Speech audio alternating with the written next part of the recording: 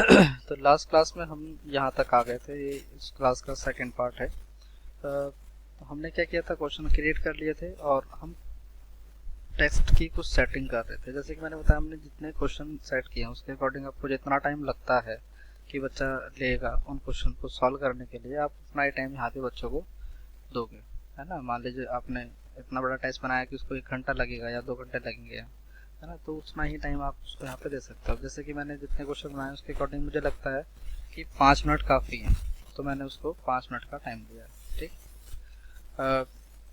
Test जो है वो हमेशा अवेलेबल रहेगा या किसी स्पेसिफिक टाइम के लिए अवेलेबल रहेगा, वो आपकी इच्छा है ना, कि भाई वो इतने टाइम से इतने टाइम तक अवेलेबल रहेगा, उसके बाद वो चला जाएगा। ये आप सेट कर सकते हो। अदरवाइज आप उसको ऑलवेज रखोगे तो वो टेस्ट बच्चों के सामने हमेशा रहेगा, यानी कि आपकी इस अकाउंट पर वो टेस्ट कभी भी बच्चा आकर के दे सकता है। उसके बाद जो अटेम्पशन होती है उसको आप सेट कर सकते हो। जैसे कि बच्चा एक टेस्ट को दोबारा अटेम्प्ट कर सके, री अटेम्प्ट कर सके या नहीं, तो आप उसको ऐसा रख सकते हो। कितनी बार कर सके उसको आप ये कर सकते हो अनलिमिटेड, यानी कि जितनी बार चाहे उतनी बार कर सकता है, या फिर 1 या 2 बार, वो आप सेट कर सकते हो। ठीक है। अच्छा, जब बच्चा एक से दूसरी बार करता है तो उसको कितना टाइम लगेगा, या फिर कितना टाइम आप सेट करना चाहते हो कि बच्चे ने एक बार टेस्ट दिया, उसके बाद दूसरी बार जब उसको अटेम्पशन मिलेगी वो कितने टाइम बाद मिलेगी, वो आप उसको यहाँ से सेट कर सकते हो। ठीक। मैंने उसको अनलिमिटेड किया हुआ है कि भाई जब तक बच्चा चाहे तब तक कर सकता है। उसके बाद रिज्यूम कर सकते हैं टेस्ट, मतलब जहाँ बच्चे ने टेस्ट छोड़ा वहाँ से दोबारा टेस्ट वो बच्चा अटेम्प्ट कर सके। उसके बाद टेक्स्ट सीक्वेंस होता है, मतलब क्वेश्चंस का सीक्वेंस है, रैंडम होता है कि बच्चा जो टेस्ट दे रहा है उसके सामने जो क्वेश्चंस आएंगे, हमने जिस सीक्वेंस में क्वेश्चंस डाले हैं उस सीक्वेंस में बच्चे के सामने ना आए। ये साइट अपने आप बच्चों के सामने क्वेश्चंस को इस तरह से करे कि पहला दे दिया, फिर फिफ्थ क्वेश्चन दे दिया, फिर थर्ड क्वेश्चन दे दिया, इस तरह से अपने आप उठा करके दे। इससे क्या होगा कि हर बच्चे को अलग अलग टेस्ट मिलेगा। उसके अलावा आप कर सकते हैं सीक्वेंस की, जिस सीक्वेंस में आपने टाइप किया है उसी सीक्वेंस में बच्चे के सामने क्वेश्चन जाए। उसके बाद डिस्प्ले क्वेश्चंस, कि एक बार में एक क्वेश्चन दिखाई दे या फिर सारे के सारे क्वेश्चंस एक बार में उसको दिखाई दे जाए। एक होता है बैक बटन।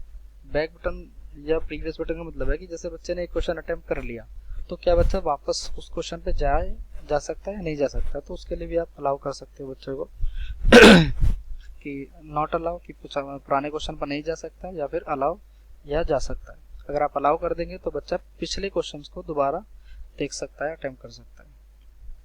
अगर नेविगेशन आपने दिया हुआ है किसी तरह का, यानी कि 1 बाय 1, तो बच्चा उसको देख सकता है। उसके बाद क्वेश्चंस हैं कि भाई आपने 2 क्वेश्चन दिए तो सारे वो अटेम्प्ट करेगा, या फिर आपने जितने क्वेश्चन दिए हैं उसमें से कुछ बच्चे को अटेम्प्ट करने हैं और कुछ छोड़ देने हैं। उसके बाद मार्क्स जैसे हैं, मान लीजिए मैंने जो क्वेश्चन दिए हैं वो 10 मार्क्स के हैं, है ना, और आपने जो पासिंग मार्क्स दिए हैं 40% पे, 40% पे बच्चा पास हो जाए। उसके बाद नेगेटिव मार्किंग अगर आप चाहते हैं, मान लो एक क्वेश्चन अगर बच्चे का गलत हो जाए तो 33% कैंसिल हो जाए, कट जाए बच्चे का, या फिर 50% कट जाए मार्क्स, अगर इस तरह से देना चाहते हैं तो दे सकते हैं। देखा होगा आपने, अगर कभी ऑनलाइन टेस्ट दिए हो तो शायद आपको थोड़ा सा पता होगा इस बारे में कि हमें नेगेटिव मार्किंग भी मिलती है कभी कभी। उसके बाद जो रिजल्ट मिलेगा बच्चे को वो किस फॉर्म में मिलेगा, मार्क्स में मिलेगा या फिर पास फेल का सिर्फ पता चलेगा, रैंक मिलेगी, परसेंटेज मिलेगा, या फिर परसेंटाइल मिलेगा। तो मेरे ख्याल में बच्चे को मार्क्स प्रॉपर पता होने चाहिए, उसके कितने मार्क्स आए हों, उसी में उसका रिजल्ट पास या फेल उसको पता चल जाएगा। कब रिजल्ट डिक्लेयर हो, कि जैसे वो एक ही क्वेश्चन दे, क्या उसका रिजल्ट तभी होता चला जाए, या फिर जब पूरा टेस्ट दे दे तब हो, या फिर उसको शो ही ना हो, सिर्फ ईमेल पर पहुंचे उसके पास, और या फिर डिक्लेयर ही ना हो, डोंट डिक्लेयर, है ना। तो वो आप इसमें देख सकते हो। अगर आप, मैंने किया हुआ है इमीडिएटली आफ्टर कंप्लीशन, जब बच्चा कंप्लीट कर लेगा टेस्ट को तो बच्चा अपना रिजल्ट देख सकता है। उसके बाद शो करेक्ट आंसर, बच्चा क्या करेक्ट आंसर देख सकता है या नहीं, मतलब अटेम्प्ट करने के बाद। तो फिलहाल मैंने नो रखा हुआ है क्योंकि वो काम हमने सॉफ्टवेयर और अब खुद पर छोड़ा हुआ है, बच्चे को उस चीज़ में नहीं होना चाहिए। और जो टाइप है वो कैसा है, वो पब्लिक है, प्राइवेट है। प्राइवेट होगा कि आप सिर्फ कुछ जिसको लिंक सेंड करोगे उसके पास ही टेस्ट होगा। पब्लिक का मतलब है कि कोई भी इसको अटेम्प्ट कर सकता है। उसके बाद आप अपना कोई स्पेसिफाइड लिंक इसमें अगर सेट करना चाहते हो, जो मतलब आप इमेज सेट करना चाहते हो तो उसमें सेट कर सकते हो। जैसे कि मान लीजिए मैंने इसमें एक इमेज सेट करना चाहता हूँ, तो मैंने इमेज उठाई और यहाँ पे आपके सामने जो इमेजेस होंगी वो आपके सामने आ जाएंगी। और ये मैंने मान लीजिए ओपन कर दी तो वो इमेज यहाँ पर आ गई, ऑनलाइन टेस्ट। और जो भी आपका स्कूल हो उसका आप नाम डाल सकते हो और इसको सेट कर सकते हो। ये सब चीज़ें करने के बाद आप इसको अपडेट करोगे तो आप कहाँ पहुँच जाओगे, जहाँ पर आपने प्रॉपर टेस्ट क्रिएट किया है, यानी कि एक तरह से होम पेज पर पहुँच जाओगे।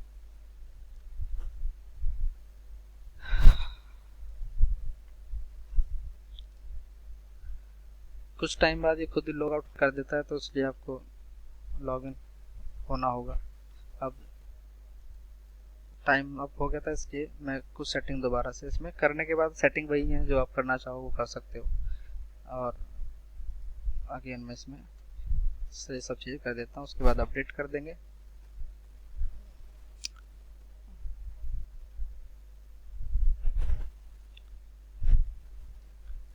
यहाँ पर मैंने एक इमेज लगाई थी, उस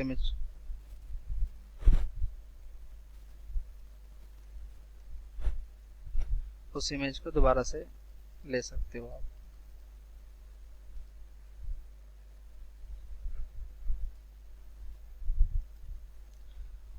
ठीक, ये करने के बाद अपडेट कर देंगे।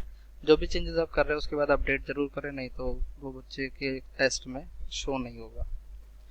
और ये सब करने के बाद आप अपने प्रॉपर टेस्ट को क्रिएट कर पाओगे। अब इसमें आपके पास एक चीज़ होती है, आप जब टेस्ट लिस्ट में अगेन जाओगे तो यहाँ पर आप अगेन टेस्ट मैनेजर पर जाओ। तो जैसे कि हमने जो चेंजेस किए हैं, हमने 5 मिनट का टाइम रखा है, 2 क्वेश्चंस दिए हैं और 2 क्वेश्चन इसमें आ रहे हैं। तो अगर और आप चेंजेस करना चाहते हो तो अगेन वही मैनेज क्वेश्चंस पे जाओगे, क्वेश्चंस में बढ़ा दोगे। फिर इसमें एक चीज़ होती है पब्लिश टेस्ट। अब इसका आपके ऊपर डिपेंड करता है। मान लीजिए आपको अभी बच्चों से टेस्ट करवाना है तो आप इसको अभी पब्लिश कर दो। अगर ये कि आपने टेस्ट बना के रख लिया और तो आपको 2 या 3 दिन बाद बच्चों को टेस्ट देना है तो आप इसको तभी उसी दिन अपडेट यानी कि पब्लिश कर सकते हो। ठीक है, तो मान लीजिए मैंने इसको अभी पब्लिश कर दिया। जब आप इसको अभी पब्लिश कर दोगे तो अब ये बच्चों को टेस्ट देने के लिए तैयार है। अब यहाँ पर एक चीज़ आती है जनरेट एमडेट कोड। तो इससे क्या होता है कि आप एक कोड मिल जाता है, एक लिंक मिल जाता है जिससे बच्चा आपके टेस्ट तक पहुँचे। ठीक है, अब इसमें एक चीज़ और भी है, जैसे कि मान लीजिए मैं यहाँ पे ले आया, यहाँ पे एक चीज़ होती है गेट टेस्ट यूआरएल। आप इसको भी ले सकते हो, दोनों में से कोई भी चीज़ ले सकते हो, जनरेट एमडेट कोड या फिर टेस्ट यूआरएल। आप इसमें से कुछ भी ले सकते हो जो कॉपी करके, मान लीजिए मैंने यहाँ पर क्लिक किया तो ये आपके पास एक लिंक आता है, इसको आप सेलेक्ट कर लोगे लिंक को और कॉपी कर लोगे। कॉपी करने के बाद आप इसको जहाँ चाहो वहाँ पर शेयर कर सकते हो, मतलब जिस बच्चे को आप भेजना चाहो उसको भेज सकते हो। आमतौर पे व्हाट्सएप पे भेजा जाता है तो आप व्हाट्सएप खोल करके व्हाट्सएप पे सेंड कर सकते हो अगर आपने बच्चे को बनाया हुआ है, या फिर फेसबुक पर सेंड कर सकते हो। जहाँ चाहे वहाँ पर इसको टेस्ट को सेंड कर सकते हो ताकि बच्चा अटेम्प्ट कर सके।